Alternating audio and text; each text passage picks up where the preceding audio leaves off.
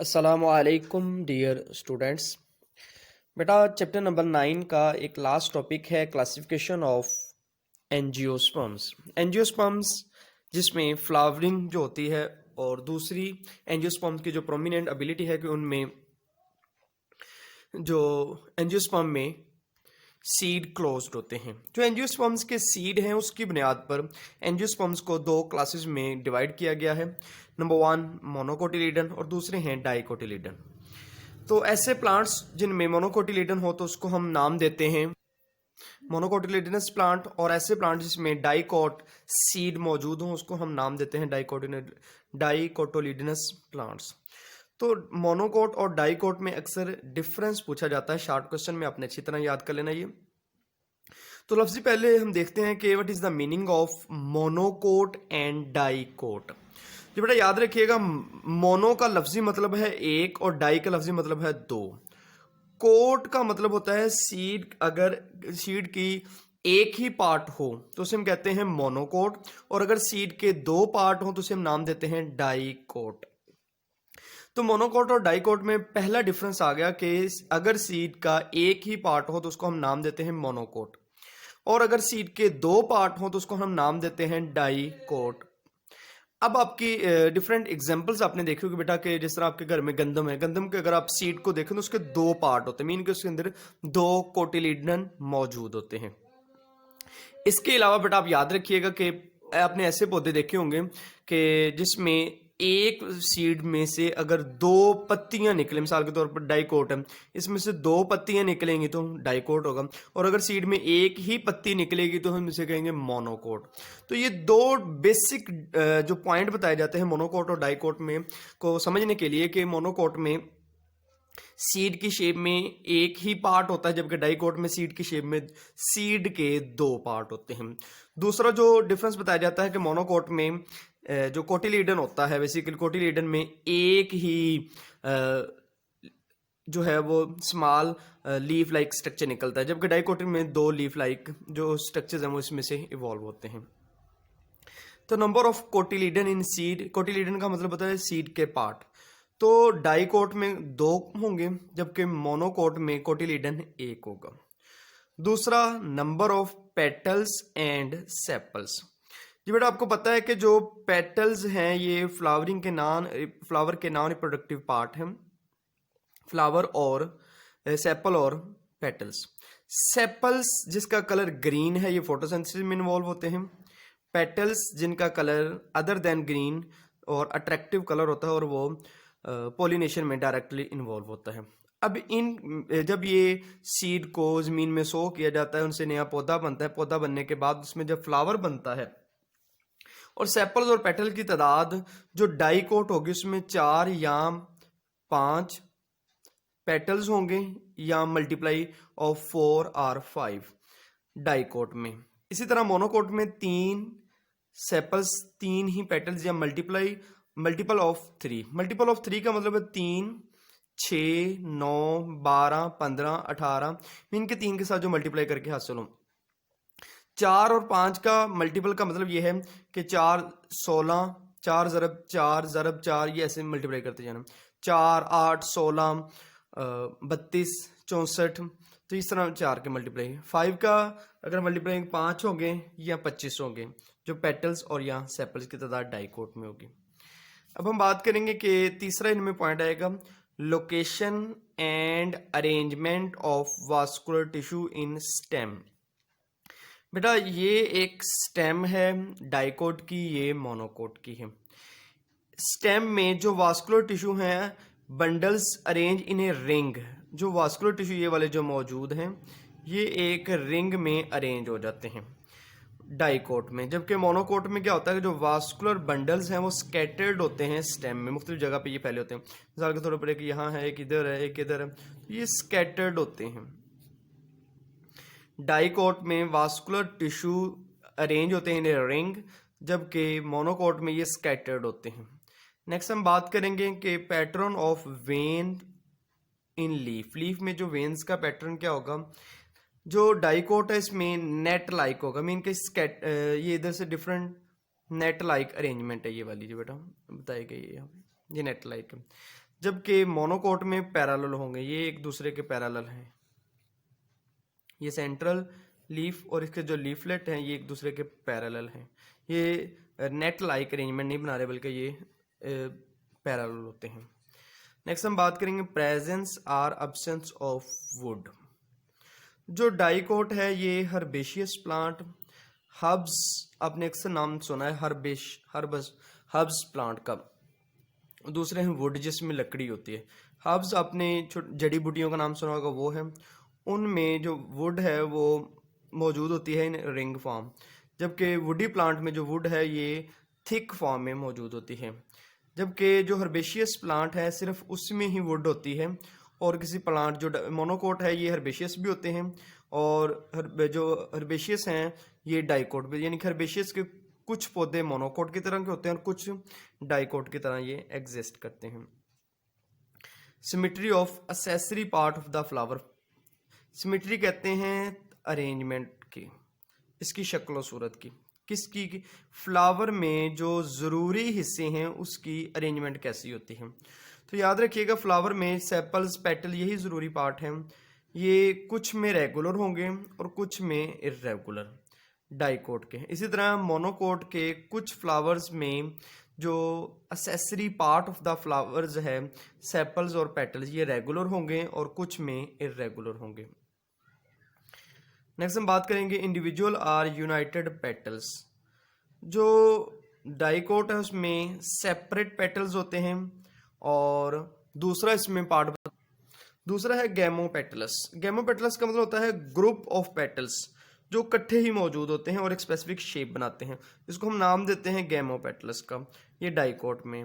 Monocot में भी कुछ सेपरेट पेटल्स होंगे या फिर कुछ ही गुच्छे की फॉर्म में होते हैं, जिसको हम नाम देते हैं गैमोपेटलस। गैमोपेटलस गुच्छे की फॉर्म में जो पेटल्स मौजूद होते हैं। Relative position of male and female flower part. जो मेल और फीमेल फ्लावर पार्ट है इसकी position superior ovary, inferior ovary, superior ovary, inferior ovary. Superior और इन्फीरियर का मतलब ये होता है कि अगर मैं दो पार्ट बताऊं, ये वाला जो मैंने निशान लगाया ये सुपीरियर है, ये लोअर साइड पे है, ये इन्फीरियर कहते हैं। जो अपर साइड पे है ये सुपीरियर और जो लोअर साइड पे है इन्फीरियर। तो सुपीरियर ओवरी है कि जो फ्लोरल पार्ट है उसकी अपर साइड पे हो, और अगर जो फ्लोरल एसेंशियल पार्ट है उसकी लोअर साइड पे उसे हम कहते हैं इन्फीरियर ओवरी। ये दोनों पार्ट में ये मौजूद होती है। इधर बेटा हमारे पास classification of classification of angiosperms. Next हम बात बेटा नेक्स्ट हमारे पास टॉपिक है चैप्टर नंबर 11, उसका टाइटल है बायो एनर्जेटिक्स। बायो एनर्जेटिक्स की सबसे पहले तो बेटा हम डिफाइन करेंगे, उसके बाद इसके एक्सप्लेनेशन की तरफ आते हैं। तो ये डेफिनेशन में आएगा bio energetics the quantitative study of energy relationship and energy conversion living system. एक जिंदा जानदार में एनर्जी का रिलेशन और एनर्जी का कन्वर्जन, इसकी मिकदारी स्टडी को पढ़ना, इसकी क्वांटिटेटिव स्टडी करना बायो एनर्जेटिक्स कहलाता है। Bio mean life, energetics mean energy relationship. तो लाइफ में एनर्जी का रिलेशनशिप की स्टडी को पढ़ना बायो एनर्जेटिक्स कहलाता है। तो बायो एनर्जेटिक्स बायोलॉजी की वो ब्रांच है जिसमें एनर्जी का ताल्लुक एक जानदार के अंदर हम एक लिविंग सिस्टम के अंदर डिस्कस करते हैं, उसको हम नाम देते हैं बायो एनर्जेटिक्स का। अब लिविंग ऑर्गेनिजम्स ने अपनी जिंदा रहने के लिए और अपने फंक्शन को परफॉर्म करने के लिए बेटा ये एनर्जी रिक्वायर करते हैं। अब ये वाली जो एनर्जी इनके पास आती है ये डायरेक्टली या इनडायरेक्टली आती है सनलाइट से। सनलाइट से ये वाली जो एनर्जी आती है जो कि इनकी लिविंग ऑर्गेनिजम्स की लाइफ के लिए और जो फंक्शनिंग के लिए ज़रूरी है। अब मेटाबॉलिज्म के लिए जो एनर्जी रिक्वायर होती है वो डायरेक्ट हम सनलाइट से यूज़ नहीं कर सकते। मीन कि ऐसा पॉसिबल नहीं है कि सनलाइट से ऑर्गेनिज्म एनर्जी लें और उसको मेटाबॉलिज्म के लिए इस्तेमाल कर लें। मेटाबॉलिज्म क्या है? All type of chemical reaction that take place within the living organism that is called metabolism. अब मेटाबॉलिज्म के लिए जो एनर्जी रिक्वायर है वो डायरेक्ट सनलाइट से नहीं आती, बल्कि ये एनर्जी ऑब्टेन करता है फ्रॉम केमिकल कंपाउंड। किसी केमिकल कंपाउंड से मेटाबॉलिज्म के लिए एनर्जी तो हासिल की जा सकती है, लेकिन डायरेक्ट सनलाइट से नहीं की जा सकती। तो फिर नेचर ने एक फिनोमिना ओबे किया कि केमिकल एनर्जी जो कि मेटाबॉलिज्म को रन करेगी, ये केमिकल एनर्जी हासिल की जाती है सनलाइट से। तो सनलाइट केमिकल एनर्जी बनाता है, वो chemical energy living organism metabolism के लिए इस्तेमाल करते हैं, वो मेटाबॉलिज्म एनर्जी प्रोड्यूस करता है। वो एनर्जी जो प्रोड्यूस होती है वो उसकी एग्जिस्टेंस के लिए और फंक्शनिंग के लिए इस्तेमाल हो जाती है। ये बेटा लिविंग ऑर्गेनिजम्स में केमिकल बॉन्ड्स का बनना, केमिकल कंपाउंड्स जिनके अंदर केमिकल बॉन्ड्स मौजूद होते हैं, इन बॉन्ड से डायरेक्ट मेटाबॉलिज्म इन बॉन्ड्स से इन कंपाउंड एनर्जी मेटाबॉलिज्म में इस्तेमाल होती है। अब इसके लिए नेचर ने एक फिनोमिना यूज किया, वो है फोटोसिंथेसिस। इसमें क्या है कि कार्बन डाइऑक्साइड और वाटर, इन दोनों को मिक्स करके बनाई जाती है chemical compound, that is the glucose. इसके नतीजे में oxygen as a by product release की जाती है in the presence of sunlight and chlorophyll. Sunlight और क्लोरोफिल की मौजूदगी में कार्बन डाइऑक्साइड और वाटर ये दोनों मिलते हैं, इसके नतीजे में ग्लूकोज बनता है और oxygen as a by product release हो जाते हैं। ये साइन मैंने शो कर रहा हूँ रिलीज का। अब बेटा ये वाला वो प्रोसेस है जिसमें लाइट एनर्जी को कैप्चर किया जाता है, इन दोनों को मिक्स कर दिया जाता है, इन दोनों को ऑक्सीडाइज कर दिया जाता है और इसके नतीजे में इन दोनों को मिला के जो प्रोडक्ट बनती है वो हमारे पास आती है जी ग्लूकोज। तो ये वाली जो ग्लूकोज है इसको हम केमिकल कंपाउंड के तौर पर इस्तेमाल करते हैं और मेटाबॉलिज्म में इस्तेमाल करते हैं। मेटाबॉलिज्म जो कि एनर्जी प्रोड्यूस करता है, वो एनर्जी हमारी एग्जिस्टेंस और जो फंक्शनिंग के लिए ज़रूरी होती है। अब इंडिविजुअल्स फोटोसिंथेसिस कर रहे हैं, तो इंडिविजुअल्स में स्पेशली प्लांट्स में क्लोरोफिल डेवलप हो जाता है जो कि फोटोसिंथेसिस में इन्वॉल्व होता है। इसी तरह अब इन्वायरमेंट में रिलीज हो रही है ऑक्सीजन। जब इन्वायरमेंट में ऑक्सीजन रिलीज हो गई तो ऑक्सीजन की बहुत ज़्यादा कंसंट्रेशन जब इन्वायरमेंट में हो जाएगी तो ये एवोल्यूशन ऑफ रेस्पिरेशन की जिम्मेदार होती है। जी बेटा इसके नतीजे में रेस्पिरेशन की एवोल्यूशन स्टार्ट हो जाती है, लिविंग ऑर्गेनिजम्स रेस्पिरेशन करते हैं। तो फोटोसिंथेसिस और रेस्पिरेशन ये दो मेन टॉपिक आएंगे हमारे इस चैप्टर के, जिसमें हमने डिटेल के साथ पढ़ना है कि प्लांट किस तरह फोटोसिंथेसिस करते हैं, इसी तरह जो ऑर्गेनिजम्स है उनमें रेस्पिरेशन का जो फिनोमेना है ये कैसे होता है। बेसिकली होता यह है कि फोटोसिंथेसिस के नतीजे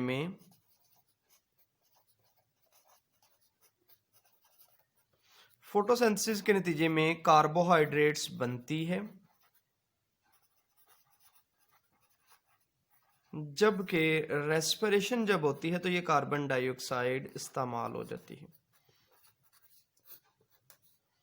यूज कार्बोहाइड्रेट्स हम कह लेते हैं। तो हम दो नतीजे निकालते हैं कि फोटोसिंथेसिस प्रोड्यूस कार्बोहाइड्रेट्स जबकि रेस्पिरेशन यूज कार्बोहाइड्रेट्स। तो इस तरह इन दोनों के दरमियान क्वांटिटेटिव रिलेशनशिप आ जाता है। अब अगर मैं बात करूं कि फोटोसिंथेसिस कौन सा रिएक्शन है मेटाबॉलिज्म का, तो मैं ये कहूंगा कि फोटोसिंथेसिस एक एनाबॉलिक रिएक्शन है,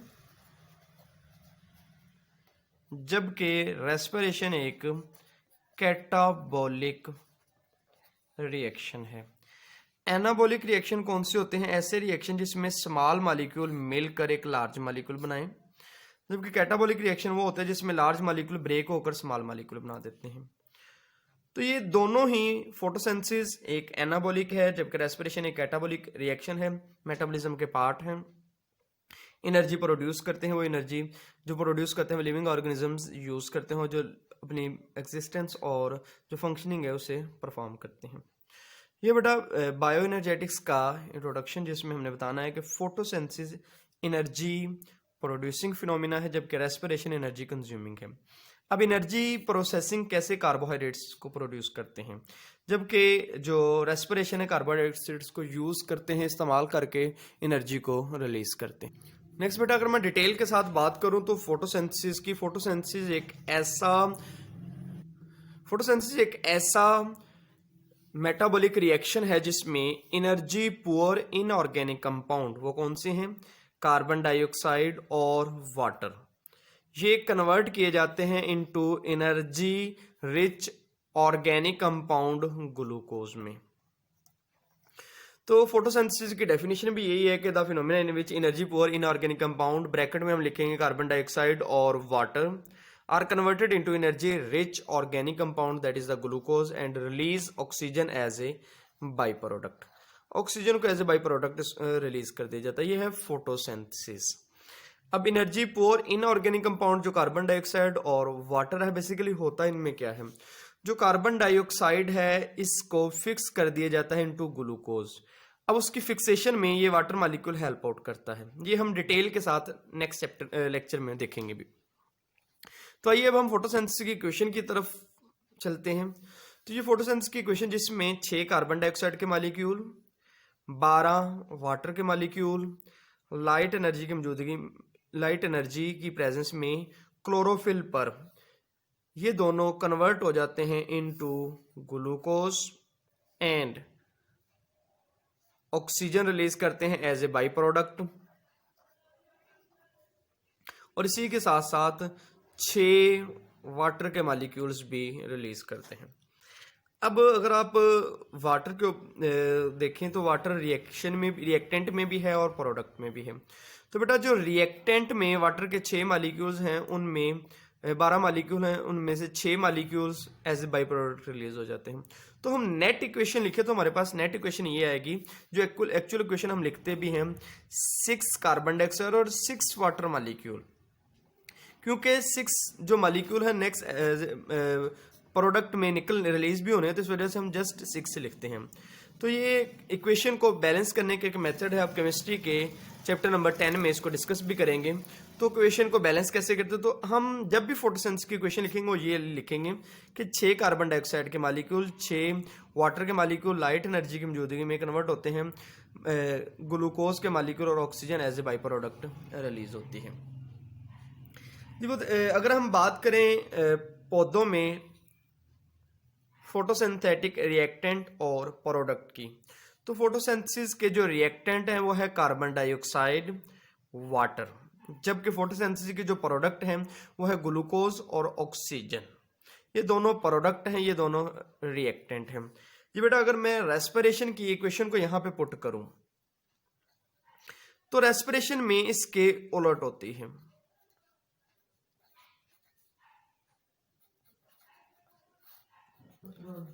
रेस्पिरेशन में इसके अपोजिट है, जो फोटोसिंथेसिस की प्रोडक्ट है वो रेस्पिरेशन की रिएक्टेंट होती है, और जो फोटोसिंथेसिस की रिएक्टेंट है वो रेस्पिरेशन की प्रोडक्ट है। तो ये दोनों रिएक्शन एक दूसरे के अपोजिट हैं, एक दूसरे के अपोजिट फिनोमेना को ओबे करते हैं। अब यहाँ पे मैंने एक वर्ड लिखा है एटीपी, एडिनोसिन ट्राइफॉस्फेट। सेल के अंदर एनर्जी करेंसी भी कहते हैं। अब जितनी भी सेल के अंदर एनर्जी प्रोड्यूस होती है वो एटीपी की फॉर्म में होती है। तो फोटोसिंथेसिस और रेस्पिरेशन के दौरान भी जो एनर्जी का रिलेशनशिप डिस्कस करेंगे वो उसमें हम बार बार एटीपी का रिलेशन लाजमन देखेंगे। जी बेटा अगर आप गौर करें ऑक्सीजन और कार्बन डाइऑक्साइड की, दिन के वक्त जो प्लांट्स हैं वो सिर्फ और सिर्फ फोटोसिंथेसिस और रेस्पिरेशन दोनों कर रहे होते हैं, जबकि रात के वक्त जस्ट रेस्पिरेशन का फिनोमेना करते हैं। तो दिन के वक्त जब प्लांट फोटोसिंथेसिस करते हैं तो जितनी ऑक्सीजन प्रोड्यूस हो रही है उनमें से कुछ मॉलिक्यूल रेस्पिरेशन में इस्तेमाल हो जाएंगे, जो बाकी बच जाएंगे उनको as a by product environment में रिलीज कर दिया जाता है। जबकि रात के वक्त जब प्लांट रेस्पिरेशन ही जस्ट करते हैं तब क्या होता है कि रेस्पिरेशन के दौरान चूंकि ऑक्सीजन इस्तेमाल होना होता है तो प्लांट इन्वायरमेंट से ऑक्सीजन लेता है और इन्वायरमेंट को कार्बन डाइऑक्साइड रिलीज करता है। इस तरह पौधों में ये वाला जो गैसेस का एक्सचेंज है ये चेंज होता रहता है डे टाइम और नाइट टाइम में। लेकिन eight dawn and dusk.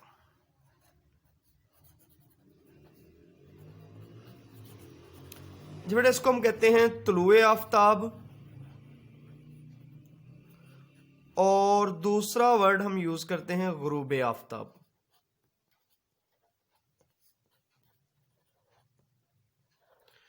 तुलुए Aftab और गुरूबे आफ्ताब के वक्त नेट गैसेस एक्सचेंज जीरो होता है। मसलन कि जितनी ऑक्सीजन इंटर हो रही है उतनी ऑक्सीजन रिलीज होती है। इसी तरह जितनी कार्बन डाइऑक्साइड प्लांट में इंटर हो रही होती है उतनी ही कार्बन डाइऑक्साइड रिलीज हो जाती है। इसे हम कहते हैं net gases exchange is zero at dawn and dusk in plants. इस पॉइंट को जब पौधों में नेट गैसेस एक्सचेंज इक्वल होती है, जीरो होती है, उस पॉइंट को हम कहते हैं कंपनसेशन पॉइंट।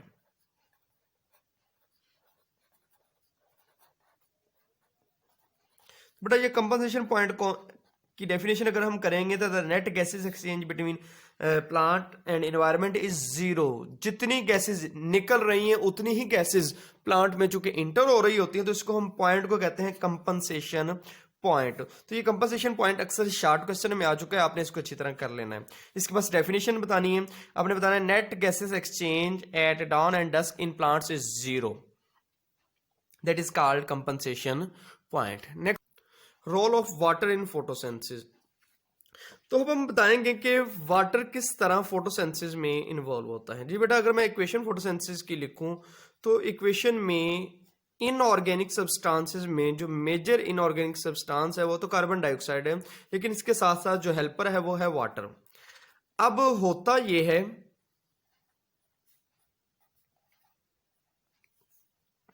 कि ये वाला जो वाटर है बेसिकली ऑक्सीजन और हाइड्रोजन, ये दो अलग-अलग एलिमेंट प्रोवाइड करता है। ये वाला जो हाइड्रोजन है वाटर से स्प्लिट होता है, H अलहदा हो जाता है और ऑक्सीजन अलहदा हो जाती है। ये वाली वाटर में से जो हाइड्रोजन है ये कार्बन डाइऑक्साइड के साथ मिलता है और ये कन्वर्ट हो जाता है इनटू ग्लूकोज, और जो ऑक्सीजन होती है ये as a by product release हो जाती है। मीन के वाटर में मौजूद जो हाइड्रोजन है ये फोटोसिंथेसिस में जो कार्बन डाइऑक्साइड की फिक्सेशन है इसमें इन्वॉल्व होता है, oxygen as a by product release हो जाती है। जी बेटा अगर मैं ऑक्सीजन की बात करूं तो ऑक्सीजन चूंकि रिएक्टेंट में कार्बन डाइऑक्साइड के पास भी है और ऑक्सीजन वाटर के पास भी है, इसी तरह ऑक्सीजन ग्लूकोज के पास भी है प्रोडक्ट में, और oxygen as a by product release हो रही है। एक बात तो हमने ये कह दी कि वाटर स्प्लिट होता है, वाटर टूट के हाइड्रोजन और O2 बनाता है, O2 as a by product release हो जाती है, हाइड्रोजन कार्बन डाइऑक्साइड की फिक्सेशन करके ग्लूकोज में कन्वर्ट हो जाता है। एक तो पॉइंट ये है। दूसरा पॉइंट ये है कि ये भी हो सकता है कि ऑक्सीजन जो वाटर में मौजूद है ये वाली ग्लूकोज में मौजूद जो ऑक्सीजन है ये बनाए। क्या ये पॉसिबल है? जवाब आता है नो। अब ये वाली एक हाइपोथेसिस की बात करते हैं जो दोनों पॉइंट में से एक पॉइंट को डिस्क्राइब करेगी, वो है वॉन नील हाइपोथेसिस। जी बेटा वॉन नील हाइपोथेसिस बेसिकली इसने अपना एक मफरूजा दिया, इसने अपना मफरूजा पेश किया 1930 में। इसने कहा कि फोटोसिंथेटिक बैक्टीरिया, वो बैक्टीरिया जो फोटोसिंथेसिस करके अपनी खुराक बनाते हैं,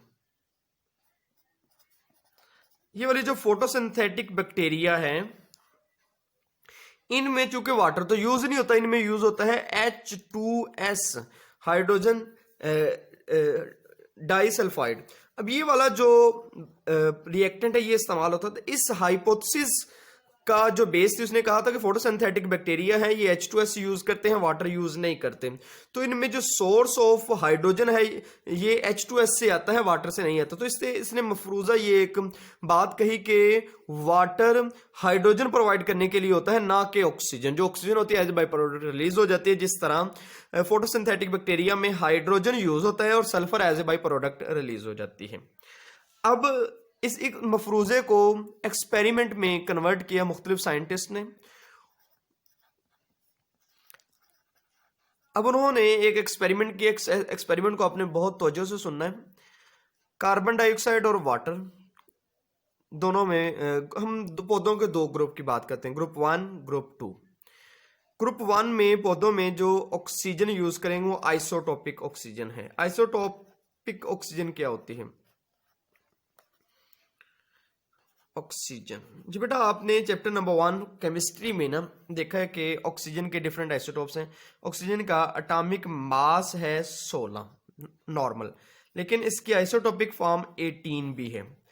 अब आइसोटोपिक फॉर्म ऑफ ऑक्सीजन जिसका एटॉमिक मास है 18, इसको पौधों के एक ग्रुप में इस्तेमाल करना है। होता यह है कि प्लांट जो ग्लूकोज बना रहा है उसमें जो ऑक्सीजन है ये नॉर्मल ऑक्सीजन है, जबकि ऑक्सीजन जो रिलीज हो रही है उसमें ऑक्सीजन 18, ऑक्सीजन 18 वाली है। तो इसका मतलब ये हुआ कि ये वाले पौधों में जो वाटर है ये हाइड्रोजन प्रोवाइड करता है और oxygen as a by product release हो जाती है। अब ग्रुप 2 में देखा गया इसी एक्सपेरिमेंट को कि जो कार्बन डाइऑक्साइड है उसमें ऑक्सीजन 18 आइसोटॉपिक ऑक्सीजन इस्तेमाल की, वाटर भी यूज किया। अब ऑक्सीजन जो रिलीज हुई वो नॉर्मल थी।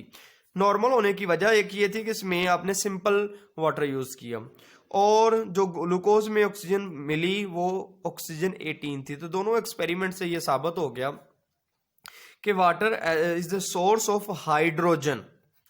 Water is the source of hydrogen, ये हाइड्रोजन का सोर्स है, और वाटर में मौजूद जो ऑक्सीजन होती है as a by product release हो जाती है। तो ये एक्सपेरिमेंट अक्सर पूछा भी गया है वानिल एक्सपेरिमेंट का, तो आपने ये अच्छी तरह कर लेना है। थैंक यू स्टूडेंट्स, ये था आज का हमारा लेक्चर।